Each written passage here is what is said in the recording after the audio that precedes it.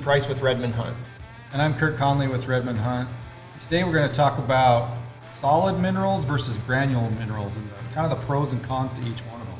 Yeah, so most of you guys know we have our trophy rock, which is a solid mineral, and then we have our 465, which is just basically all it is just ground up trophy rock. So there's a purpose for both of them, and this can be a little bit controversial, but this is what me and a lot of my biologist friends, this is what we've came up with, and we've talked about this for years, and I've talked to many of you guys at trade shows about this, and once it's kind of explained and you start thinking about it, it's kind of common sense, and it makes good sense also. So a lot of us see these big holes, under our trophy rock, and we're like, yes, awesome, they're just killing this site, or if you put out a granular mineral and they dig these big giant holes.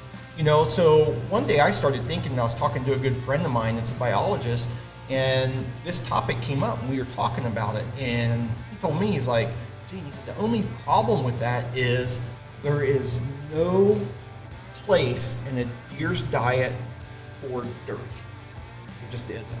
There's no reason for them to eat it. There's no beneficial factors that's known for it, and it could actually be negative.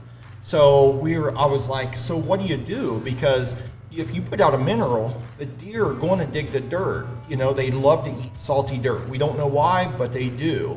So, as over the years, this is like 15 years that we've been really looking at this, and it's pretty easy. It's what leaches off of or into the soil continues to leach down, and really kind of dissipates. So the reason deer dig these big holes are they are trying to get enough mineral to satisfy their deficiency. So to do that with a really leached out product, they have to dig and consume to finally get to that level where their mineral deficiency, or they feel like it's satisfied. So that's one of the downfalls of a granular product. And then, so I've talked to people and they say, why do you guys make 465 then? So, like I said, even if you have a solid product on top of the ground, there's going to be a little bit leach off of that. Deer are going to start digging a hole. For whatever reason, they love to eat salty dirt or lick it. So now they're going to be consuming all of this dirt because there's just a very little bit leaching off of a trophy rock or a block or whatever you're using. So the solid forms are way better. They look directly on the product. They get the mineral quicker. They satisfy their mineral deficiency or their need or their craving of salt during that time of year or whatever it is, and they go away.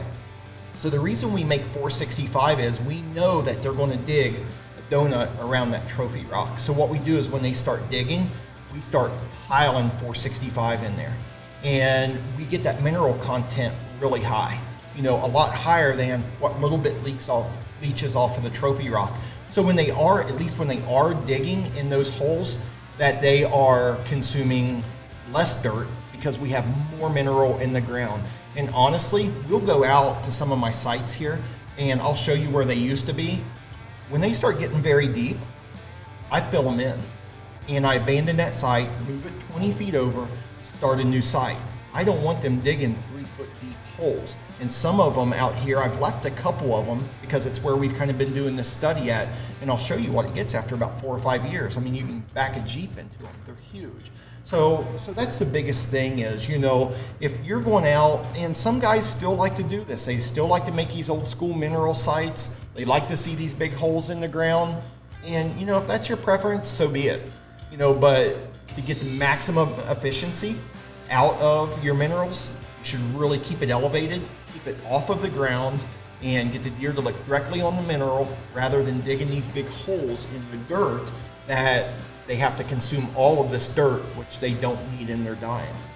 Yeah, that's really interesting. In the past, I've always thought that those big trophy rock holes, we call them, are like almost a good sign, but in reality, when you break it down, it's just them eating dirt. And we don't want the deer herds eating dirt. So yeah, and it's just that that mineral site is actually a poor site.